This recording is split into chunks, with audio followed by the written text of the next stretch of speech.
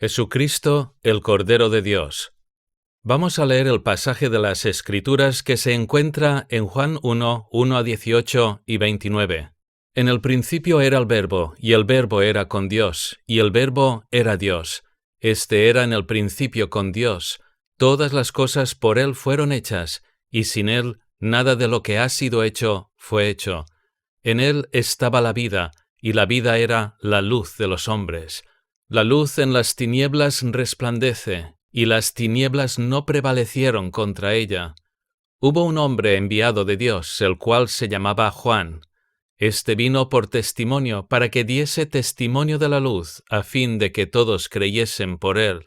No era él la luz, sino para que diese testimonio de la luz. Aquella luz verdadera que alumbra a todo hombre venía a este mundo. En el mundo estaba, y el mundo por él fue hecho, pero el mundo no le conoció. A lo suyo vino, y los suyos no le recibieron. Mas a todos los que le recibieron, a los que creen en su nombre, les dio potestad de ser hechos hijos de Dios, los cuales no son engendrados de sangre, ni de voluntad de carne, ni de voluntad de varón, sino de Dios. Y aquel Verbo fue hecho carne, y habitó entre nosotros, y vimos su gloria, gloria como del unigénito del Padre, lleno de gracia y de verdad. Juan dio testimonio de él, y clamó diciendo: Este es quien yo decía, el que viene después de mí es antes de mí, porque era primero que yo. Porque de su plenitud tomamos todos, y gracia sobre gracia, pues la ley por medio de Moisés fue dada, pero la gracia y la verdad vinieron por medio de Jesucristo. A Dios nadie le vio jamás. El unigénito Hijo que está en el seno del Padre, Él le ha dado a conocer. El siguiente día vio Juan a Jesús que venía a él, y dijo: He aquí el Cordero de Dios que quita el pecado del mundo. En esta mañana, y siempre con la ayuda de Dios, me gustaría concentrarme en el último versículo que se ha leído. El siguiente día vio Juan a Jesús que venía a él, y dijo: He aquí el Cordero de Dios que quita el pecado del mundo. Juan primeramente dice: He aquí. En el griego es una acepción que podríamos traducir como: mirad, observad, tomad nota. Juan está haciendo que desviemos la mirada de él porque él solo era un mensajero, él no era el Mesías, él no era quien iba a salvar al pueblo de Dios. No era él la luz, sino para que diese testimonio de la luz. Aquella luz verdadera que alumbra a todo hombre venía a este mundo. Juan dio testimonio de él y clamó diciendo: Este es de quien yo decía, el que viene después de mí es antes de mí, porque era primero que yo, porque de su plenitud tomamos todos, y gracia sobre gracia, pues la ley por medio de Moisés fue dada, pero la gracia y la verdad vinieron por medio de Jesucristo. Juan dice: He aquí, miradle a él, a Jesucristo.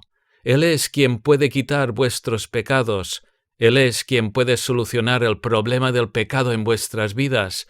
Yo no puedo hacer nada, solo Jesucristo tiene el poder para llevarlo a cabo. Querida alma, en esta mañana no me mires a mí, no pongas tus ojos en mí, al que tienes que mirar es al Señor Jesucristo. Eso sí, escucha mientras desgranamos este pasaje y este versículo 29 en particular, pero es a Jesucristo a quien tienes que acudir a beber de su fuente. Cada uno de nosotros, si somos creyentes, nacidos de nuevo, somos mensajeros al igual que lo era Juan, tanto si predicamos desde un púlpito como si compartimos las buenas nuevas de Jesucristo entre nuestros familiares, nuestros amigos u otros. Se podría decir que somos como pobres mendigos, muertos de hambre, que hemos encontrado pan y comida que nos sacia y queremos compartirla con los demás para que ellos también puedan comer y matar el hambre. Cuando compartimos nuestro testimonio o predicamos su mensaje, la gloria y la honra siempre tiene que ser para Jesucristo. Siempre debemos dirigir la mirada de la persona que nos escucha al Señor. Desgraciadamente, hoy en día muchos de los que predican, en vez de dar la gloria a Dios, quieren recibir la gloria a ellos.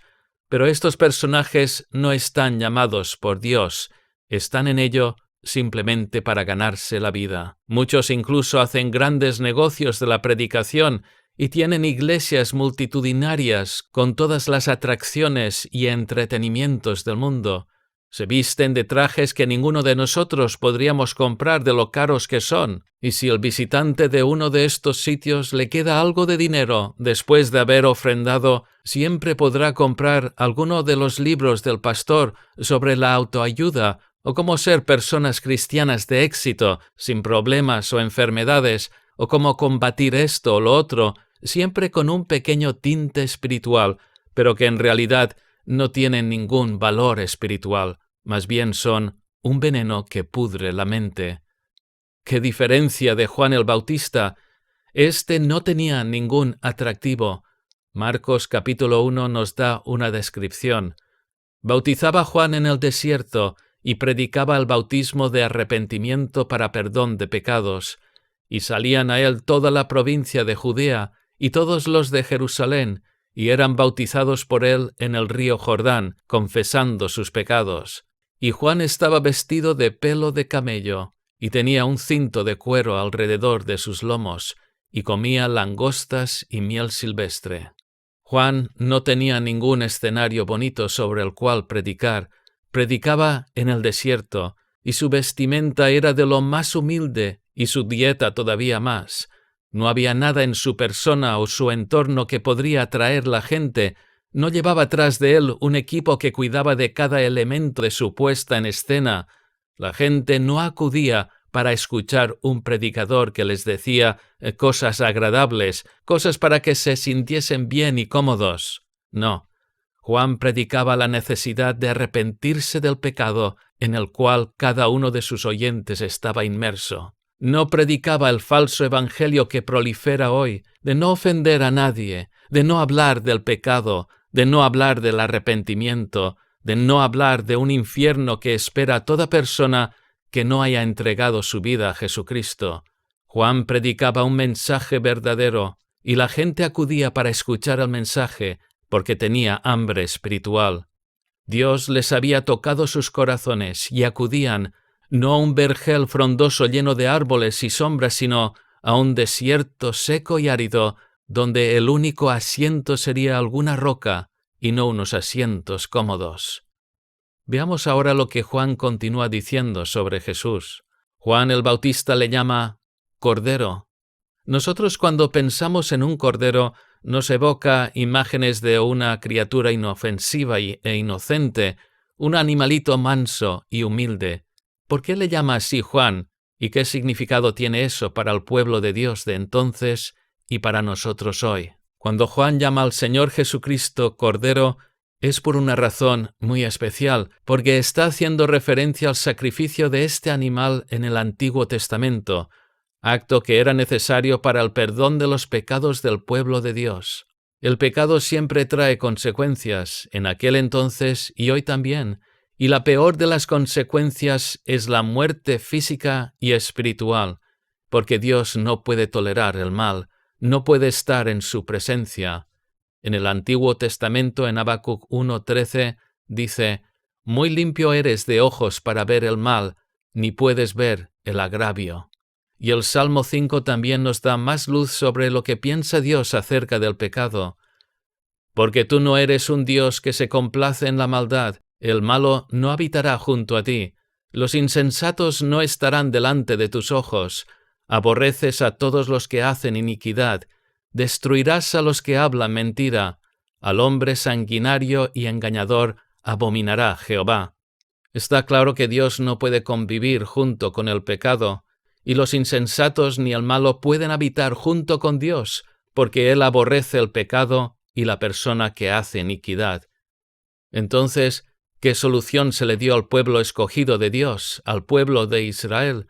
Porque por culpa del pecado adámico, todos eran pecadores.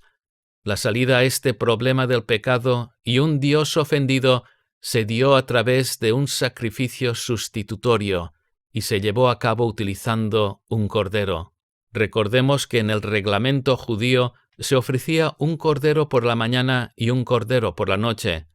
El cordero de la mañana se sacrificaba para expiar, quitar los pecados cometidos durante la noche, y el cordero de la noche se ofrecía a Dios para expiar los pecados cometidos a lo largo del día. Este cordero, que no había hecho ningún tipo de mal, que era totalmente inocente, tenía que morir en sustitución del pecador, y estos sacrificios se repetían día tras día, incansablemente hasta la venida de Jesucristo, quien sería el último sacrificio. Pero, ¿por qué hasta Jesucristo? ¿Qué cambiaría cuando llegara el Mesías? Pues, amigo que me escuchas, todo cambia. Jesucristo, el unigénito del Padre, es quien va a ser el sustituto por nuestros pecados. Él es el Cordero de Dios, como dice nuestro texto. Tomemos nota que Cordero está en el singular.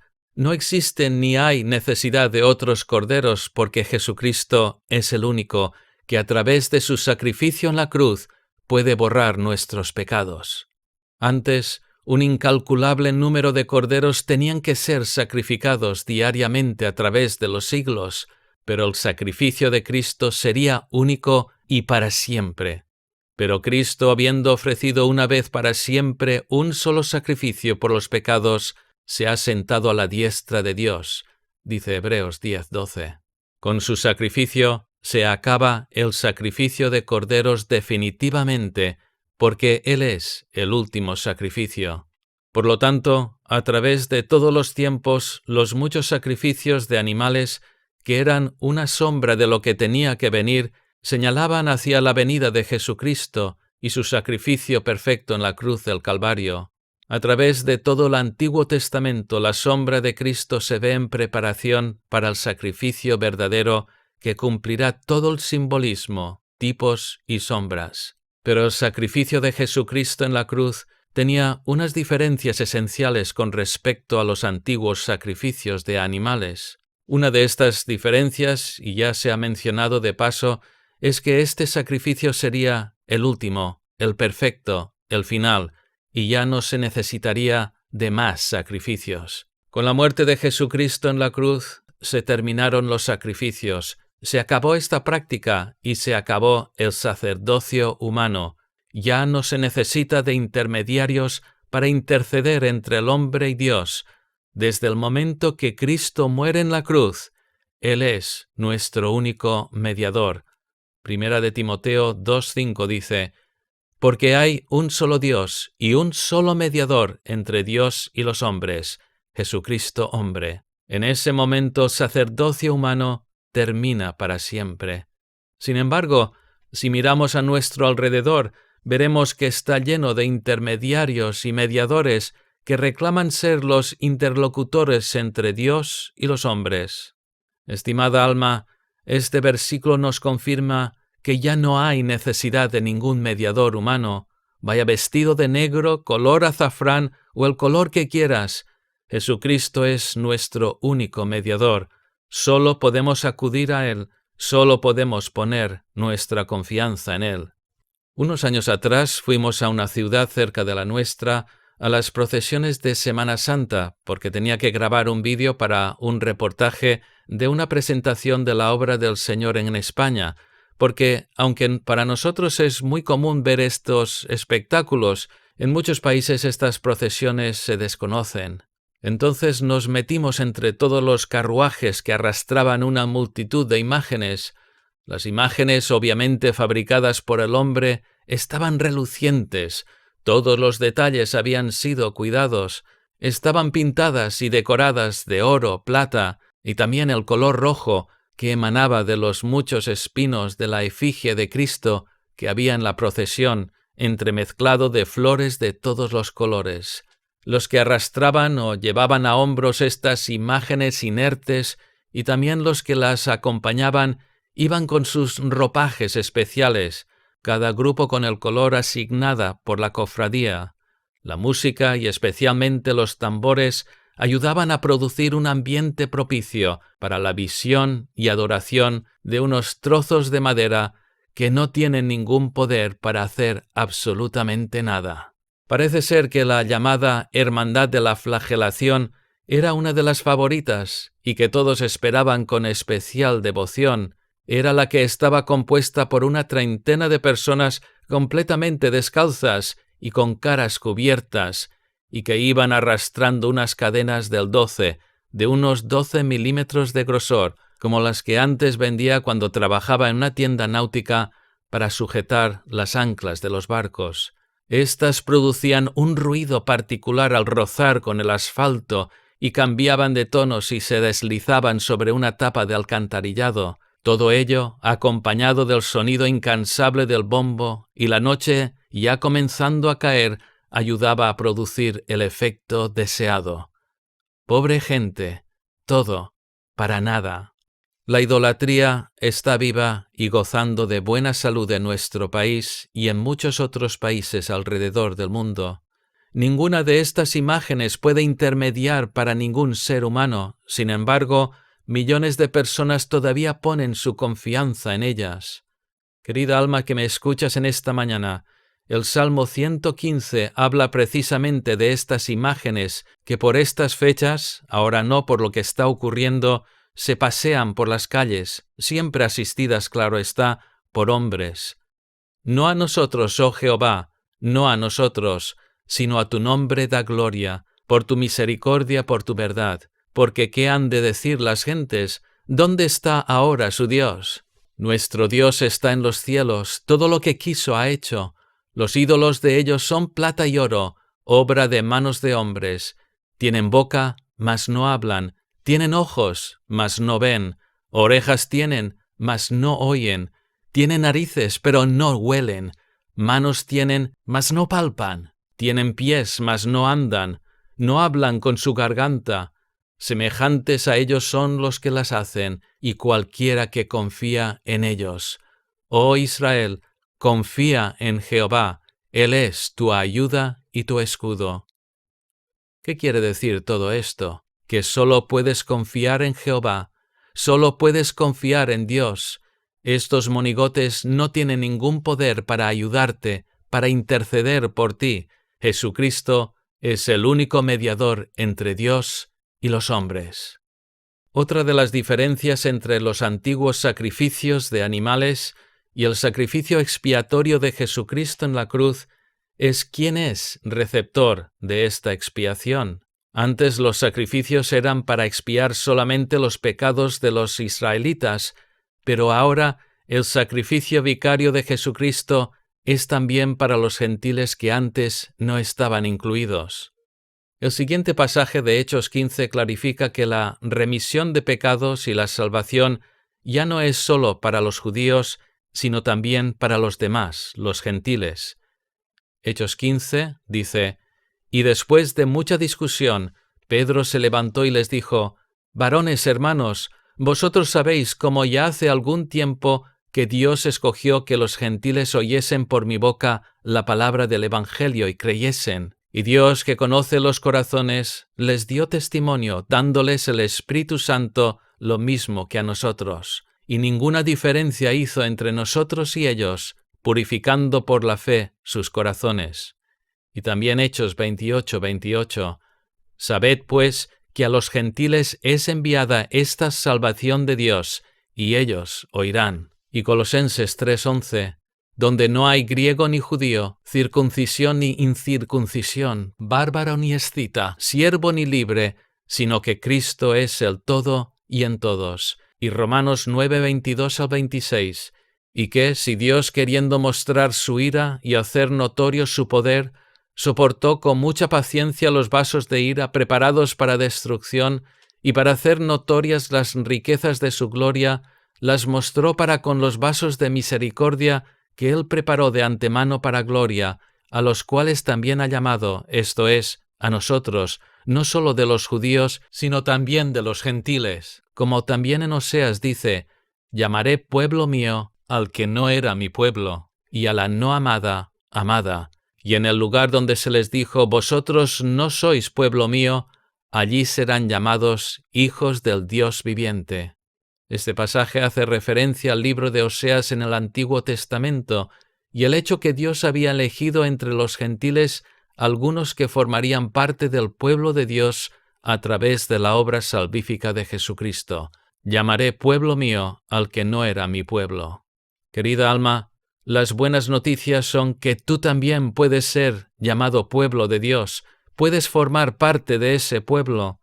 Pero Dios no tiene ninguna obligación de salvarte. De hecho, cada uno de nosotros, antes de conocer a Cristo y entregar nuestras vidas a Él, estábamos condenados a muerte por culpa del pecado imputado de Adán y nuestros propios pecados. Pero Dios, en su amor y misericordia, salvó para sí un pueblo y abrió la puerta a los gentiles. Ya no era solo el pueblo de Israel que gustaría de su salvación. Este ofrecimiento de salvación está también dirigido a ti. Está dirigido a todos los pueblos porque, como acabamos de leer, esta salvación es para todas las naciones, para todos los colores de piel, para hombres, mujeres, niños y niñas. No hay discriminación. Donde no hay griego ni judío, circuncisión ni incircuncisión, bárbaro ni escita, siervo ni libre, sino que Cristo es el todo y en todos. Antes la salvación era para el pueblo judío. Ellos eran los únicos que podían ser receptores del perdón para sus pecados a través de los sacrificios diarios de los corderos. Pero ahora el Cordero de Dios, Jesucristo, puede quitar los pecados de este mundo tan corrupto en el cual vivimos. He aquí el Cordero de Dios que quita el pecado del mundo. ¿Quiere decir esto que Jesucristo ha eliminado todos los pecados de todas las personas que han habido y habitarán este mundo? No, porque la palabra de Dios nos deja muy claro a través de todas sus páginas que sí existe un infierno, y es allí a donde ya hay muchas almas sufriendo las consecuencias de sus pecados.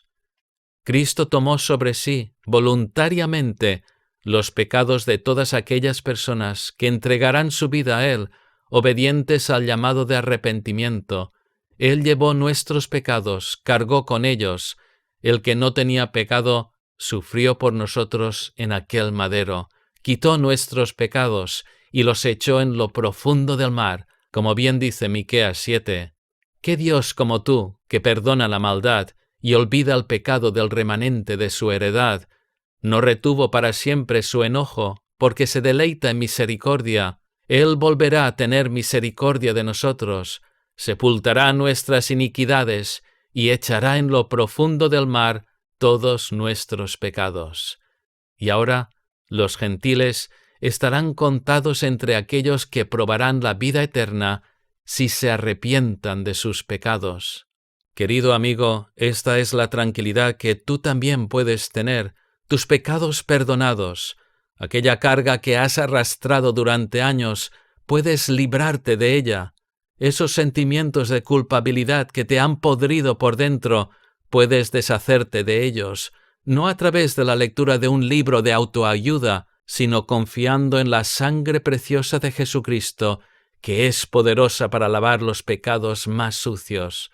Considera lo que dice Isaías: «Venid luego, dice Jehová, y estemos a cuenta. Si vuestros pecados fueren como la grana, como la nieve serán emblanquecidos. Si fueren rojos como el carmesí, vendrán a ser como blanca lana». Querida alma, en esta mañana hemos contado otra vez la antigua historia. Aquí no hay ningún truco. Esta salvación es gratuita. No tienes que pagar nada por ella. No tienes que comprar ningún libro. No tienes que dar ninguna ofrenda. Es el ofrecimiento totalmente gratuito que Dios ofrece al pobre pecador. El texto dice: «He aquí el Cordero de Dios que quita el pecado del mundo». Miradle a Él, no a mí ni a ninguno de nosotros, porque al fin y al cabo todos somos pecadores, aunque si somos del Señor, somos pecadores arrepentidos.